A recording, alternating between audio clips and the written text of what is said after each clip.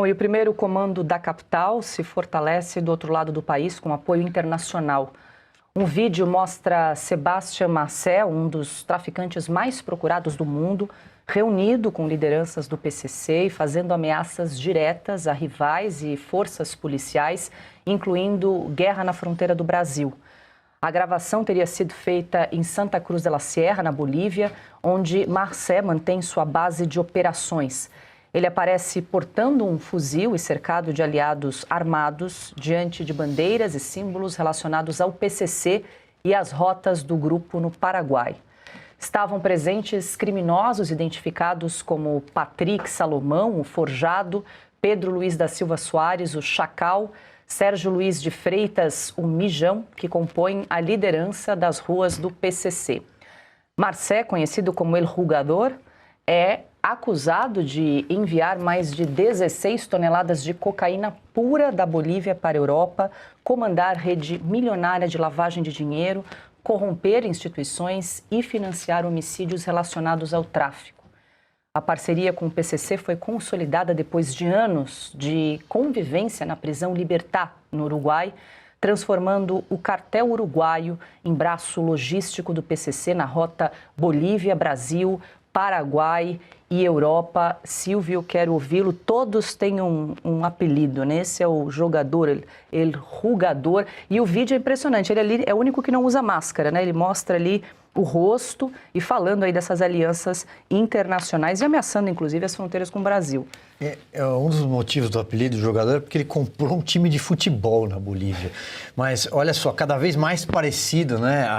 Toda a estética que a gente acompanha com as Farc da Colômbia, com a época dos cartéis que o Augusto citou agora há pouco. Tudo muito parecido. A estética é similar, só que agora na Bolívia, em Santa Cruz de la Sierra, que hoje é um dos grandes pontos aqui na América Latina para a logística, de organização, de fato, da logística de envio de droga para o mercado europeu, o mercado asiático, para o outro lado do planeta, mas sobretudo para a Europa.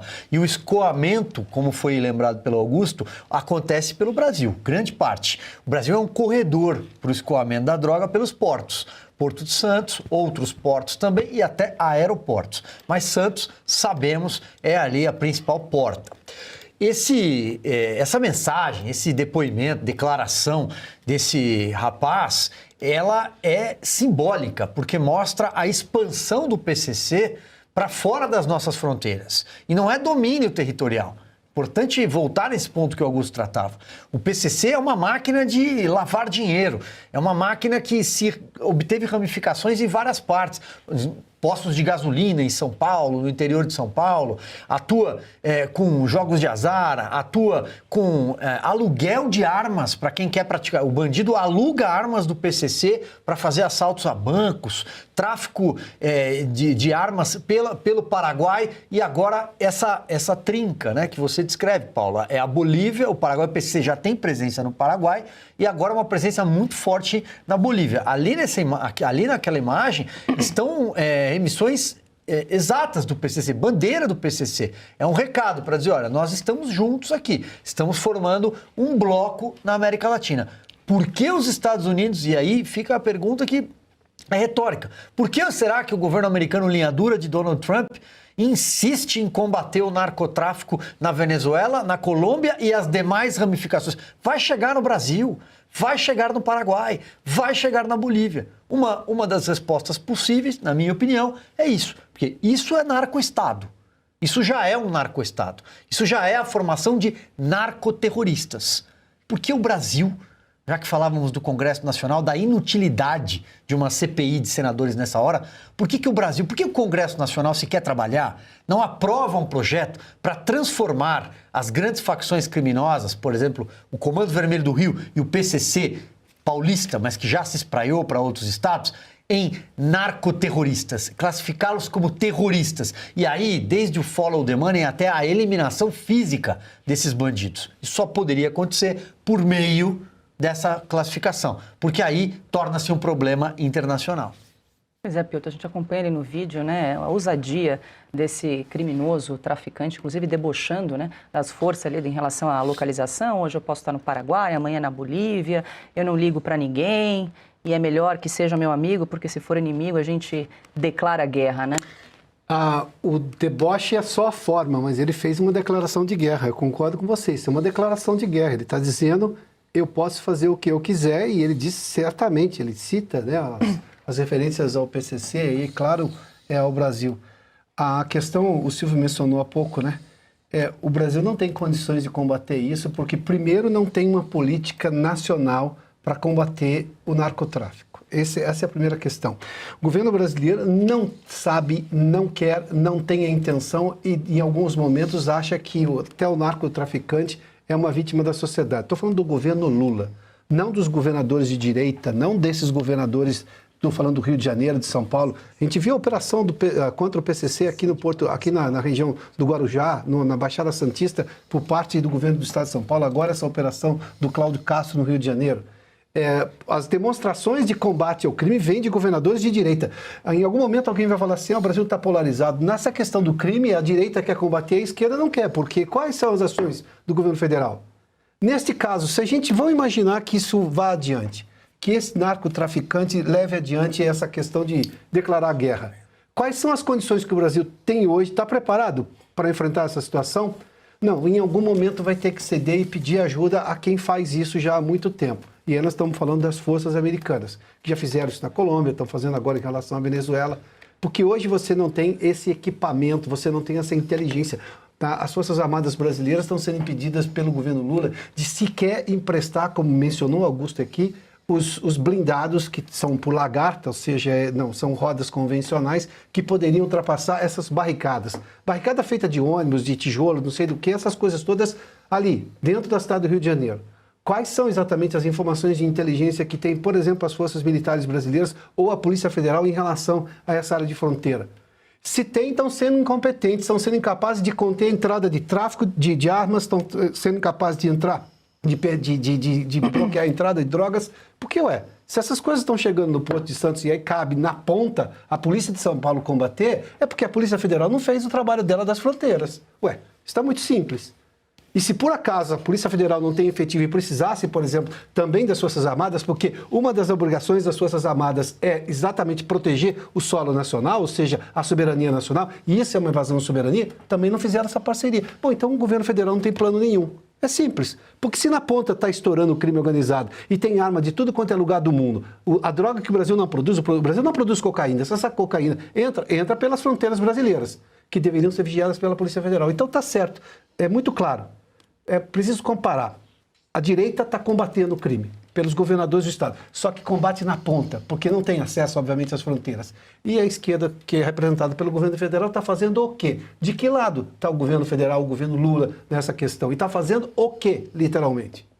Augusto, antes de te ouvir, o senhor bem lembrou, né? O traficante mais procurado do mundo, Sebastião Marcet, também conhecido como o jogador. Inclusive, há uma recompensa de $2 milhões aí pela cabeça, né, do Sebastião Marcet, ele que está no topo da lista vermelha da Interpol e é procurado aí pelo DEA, que é o Departamento de Repressão às Drogas dos Estados Unidos. Está aí, então, a foto do criminoso, Augusto. Ele deveria se esconder em qualquer redação de jornal, aí na imprensa estatizada.